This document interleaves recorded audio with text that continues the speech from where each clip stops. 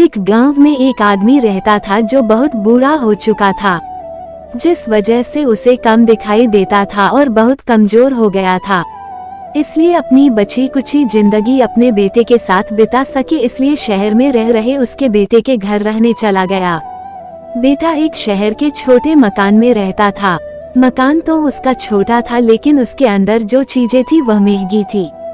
उस मकान में बेटा, उसकी पत्नी और उनका एक 5 साल का बच्चा, यह छोटा सा परिवार साथ मिलकर रहता था। बूढ़े पिता के आने से उनके परिवार का एक सदस्य और बढ़ गया। यह पूरा परिवार रोज सुबह शाम डाइनिंग टेबल पर साथ में खाना खाया करता। बूढ़ा पिता अपनी कमजोरी के चलते हमेशा खाने की चीजें नीचे गिराता रहता और कई बार कांच के बर्तन भी टूट जाया करते थे। कुछ दिनों तक तो बहू और बेटे ने यह सब सहन किया, लेकिन बाद में वे दोनों बूढ़े की ऐसी हरकतों से चिढ़ने लगे। एक दिन बेटे ने कहा कि ऐसा कब तक चलेगा, हमें कुछ करना पड़ेगा। उसकी पत्नी भी इस बात से सहमत हुई। अगले दिन बेटा कहीं से एक पुराना मेज लेकर आया और घर के एक कोने में उसे लगा दिया और अपने पिताजी से कहा कि आप यहीं पर बैठकर खाना खा लिया कीजिएगा। उन्होंने एक लकड़ी का बर्तन भी बनवाया जिसमें वे अपने बूढ़े बाप को खाना देने लगे। अपने कांच के कीमती बर्तन बचाने के लिए अपने पूरे बाप को लकड़ी का बर्तन देने में उन्हें जरा भी शर्म नहीं आई। अब खाने का समय जब जब होता तो बूढ़ा बाप एक कोने में बैठकर खाता और बाकी का परिवार डाइनिंग टेबल पर खाना खाया करता। डाइनिंग टेबल पर बैठे बैठे दोनों पति पत्नी कभी कभी अपने बूढ़े बाप की तरफ देख लिया करते। बूढ़े बाप की आंखों में उन्हें आंसू भी नजर आते, मगर उन पर जैसे कोई असर ही नहीं होता। बूढ़े का पोता भी यह नजारा हमेशा देखता और वो अपने में ही खोया रहता।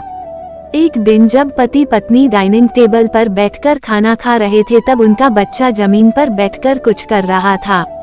उन दोनों ने बच्चे के हाथ में लकड़ी का टुकड़ा देखा, लेकिन उन्हें कुछ समझ में नहीं आया कि बच्चा लकड़ी के टुकड़े के साथ क्या कर रहा है। जब बच्चे के पिता ने उसे पूछा कि बेटा आओ खाना खा लो, तुम नीचे बैठकर क्या कर रहे हो, तब बच्चे ने भोलेपन से कहा, अरे मम्मी पापा, मैं आप दोनों के लिए लकड़ी का बर्तन बना रहा हूँ ताकि आप लोगों को जब आप बुरे हो जाओ तो दिन में खाना दे सको। अपने नादान बेटे द्वारा दी गई यह सहज बात दोनों के दिल में तीर की तरह उतर गई। दोनों एक दूसरे का चेहरा निहारने लगे। बिना कुछ कहे ही दोनों की आंखों में पानी आ गया और उन्हें अपने भविष्य की किताब अपने आंखों के सामने खुलती हुई नजर आई। उन्हें समझने में ज्यादा देर नहीं लगी कि अब उन्हें आगे क्या करना पड़ेगा। अगले दिन कमरे के कोने से वो पुराना मेज हट गया और अब बूढ़ा पिता और बाकी का परिवार साथ में मिलकर फिर से खाना खाने लगे। बूढ़े की कमजोरी की वजह से हो रही गलतियां भी अब किसी को नहीं चिढ़ाती थी। दोस्तों, यह कहानी हमें बताती है हर वो पत्ता जो आज हरा है वो कल सूखेगा और डाली से नीचे भी गिरेगा। इसलिए हमें अपने बड़े बूढ़ों का हमेशा ख्याल रखना चाहिए और हमें हमारे माता पिता और बुजुर्गों के साथ वैसा ही व्यवहार करना चाहिए जैसा हम चाहते हैं कि हमारे बूढ़े होने के बाद हमारे बच्चे हमारे साथ करें।